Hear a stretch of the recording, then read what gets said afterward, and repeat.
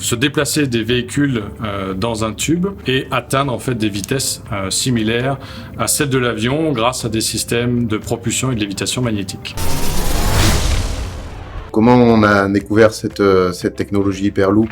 Par la veille des actualités entre la direction du développement, nous. On regardait un peu techniquement à quoi ça consistait. On s'est dit qu'on avait peut-être une carte à jouer. C'est une technologie qui nous a paru très futuriste, assez originale.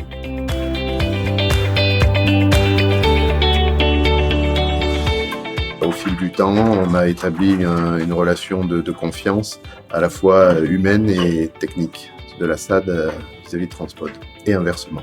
Transpod nous a choisis parce que on a certainement déjà su faire un bon dossier administratif et technique. Ils ont pu voir à travers quelques chantiers un peu emblématiques.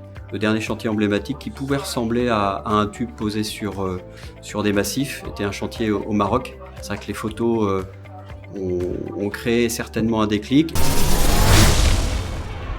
C'est vraiment un projet global. Quand Vincent m'a parlé de ce dossier, ça m'a tout de suite intéressé. Et ce que Sing a pu apporter, c'est le fait de pouvoir retrouver des références de dossiers pour des tuyauteries de grand diamètre en acier. On a aidé à rédiger le sorte de cahier des charges qu'on a proposé à Transpod sur justement tout ce qu'on pouvait leur apporter en termes de justification par le calcul, de plans aussi qu'on pouvait faire en 3D, en mode BIM.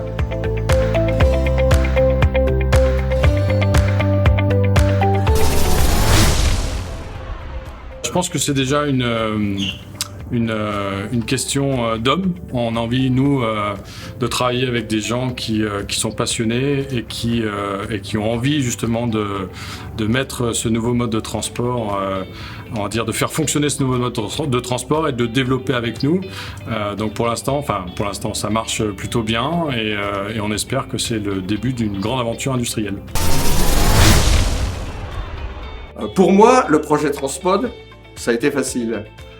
D'abord, accueillir le président de Transpod lors d'une visite du siège pour nouer le contact, et ensuite me rendre à l'ambassade du Canada pour formaliser le partenariat en présence de Madame l'ambassadrice.